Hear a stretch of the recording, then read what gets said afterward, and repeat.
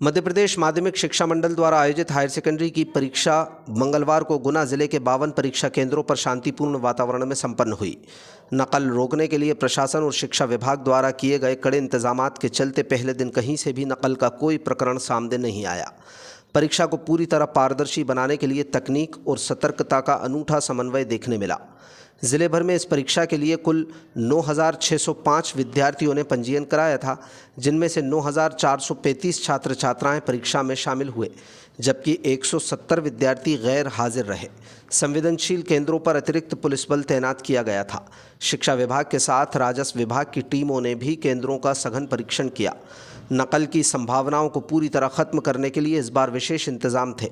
प्रश्न पत्र पुलिस थानों से कलेक्टर प्रतिनिधि की मौजूदगी में केंद्रों तक लाए गए और वीडियो रिकॉर्डिंग के बीच ही बॉक्स खोले गए।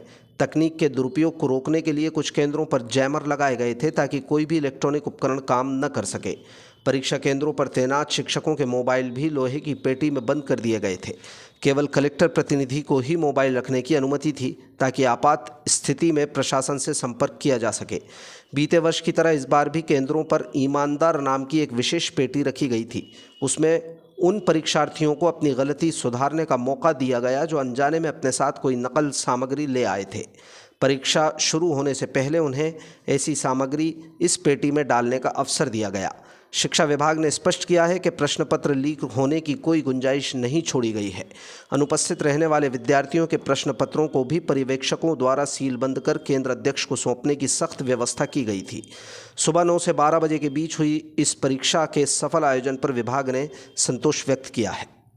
शिक्षा मंडल मध्य प्रदेश द्वारा हायर सेकेंडरी परीक्षा आज प्रारंभ हो गई है और जिले के 52 परीक्षा केंद्रों पर ये परीक्षा संचालित थी और पूरे ज़िले में जो है 9,605 विद्यार्थी रजिस्टर्ड थे, जिसमें 170 विद्यार्थी आज अनुपस्थित रहे।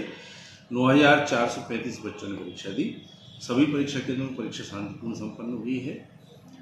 कहीं से भी कोई भी नकल पकड़ने की सूचना नहीं है। साथ ही जो संवेदनशील परीक्षा केंद्र थे वहाँ अतिरिक्त बल भी लगाया गया है और श्रीमान कलेक्टर महोदय के निर्देशन में जिला स्तर से भी राजस्व की टीम भी निरीक्षण के लिए लगाई गई है और शिक्षा विभाग के द्वारा भी निरीक्षण दल गठित किए गए हैं। तो पूरी परीक्षा पर सतत सभी की निगरानी रही है। पेपर सभी जगह समय पर प्रारंभ हो गए हैं। कहीं से भी इस तरह की कोई सूचना नहीं आई है। कलेक्टर प्रतिनिधि की अभिरक्षा में ही प्रश्न पत्र थाने से केंद्र तक पहुँचे हैं और केंद्र पर भी जो है उनको डीबॉक्सिंग करने का काम भी बाकायदा वीडियो बना करके किया गया है। और कुछ परीक्षा केंद्रों पर जहां संवेदनशील परीक्षा केंद्र है वहां पर जैमर भी लगाए हैं ताकि कोई भी परीक्षार्थी किसी इलेक्ट्रॉनिक आइटम का कोई उपयोग ना कर पाए, तो वहाँ इंटरनेट कनेक्टिविटी पूरी तरह से ख़त्म कर दी गई है। और इस बार पिछली बार भी एक ईमानदार की पेटी नाम की एक पेटी भी रखी गई है सभी परीक्षा केंद्रों पर, जहाँ बच्चा अगर गलती से कोई गाइड कुंजी मोबाइल वगैरह लेके आ गया है तो उसको उसमें स्वेच्छा से उसमें रखवा दिया गया है।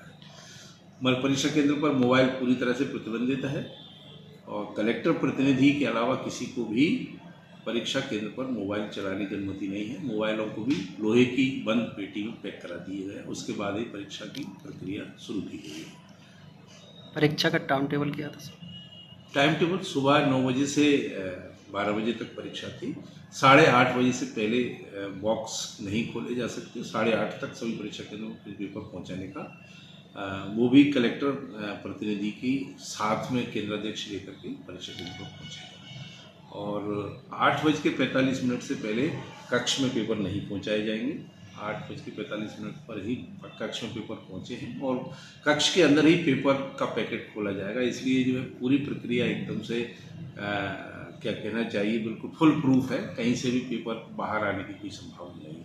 और जो अनुपस्थित परीक्षार्थी हैं उनके पेपर भी पर्यवेक्षक को ही सील करके अपने पास ही रखना है। वो लौटा के केंद्र अध्यक्ष को भी बाद में ही जमा करेगा जब कॉपियाँ जमा करेगा। तो सारा संपूर्ण जिम्मेदारी पेपर को सुरक्षित रखने की गई है। कहीं से भी किसी प्रकार का जो है गुंजाइश नहीं है कि कोई पेपर जो है बाहर निकल जाए।